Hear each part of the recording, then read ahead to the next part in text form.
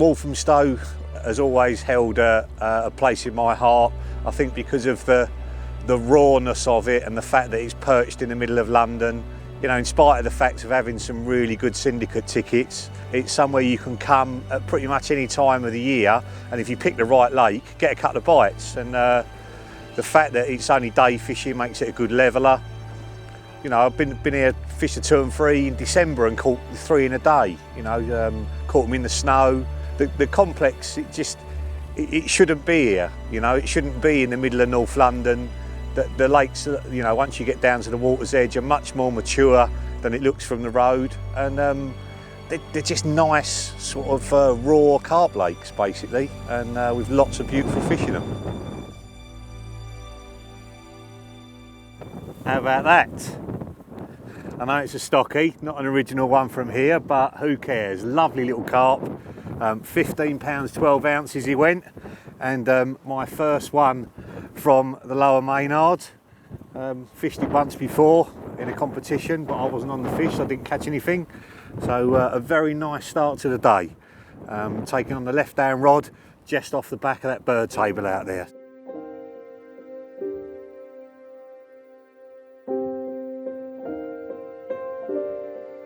There's very few places you can go that have got the quality of fish that they've got in here, that can be caught in relatively short sessions on loads of different tactics, and you know, you're right in the middle of London town. When I'm sitting on the 2 and 3, I've done quite a lot of time up there, and you're sort of perched up at the top of the world, and everything's flying by, and you know, the buses and motorbikes and everything else, and you're sitting there with 3 rods out trying to catch a carp. It's quite surreal, really. Korda pretty much, or my foray into leads pretty much started at Walthamstow many years ago, probably 23, 24 years ago, something like that. I bought my little DCA mould from Middlesex Angling Centre at Dunstable Carp Show, and then started making 2 and 3 ounce zip style leads, and I used to walk around here selling them.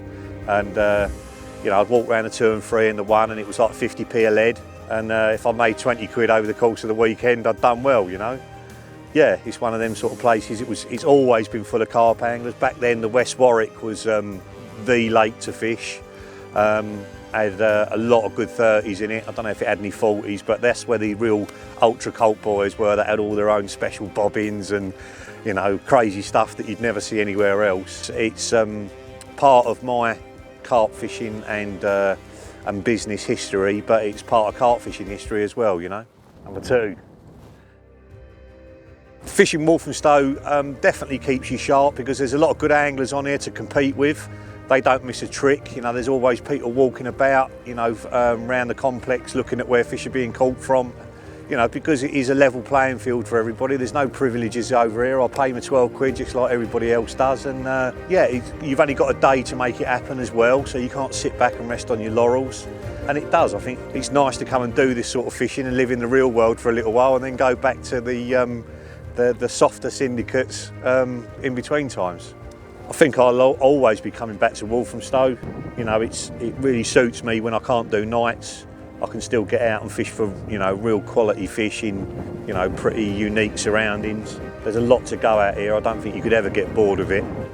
Hopefully the fish will get bigger and bigger. I know there's stocking programs going on, and I can't see myself, you know, the love affair ever stopping, really.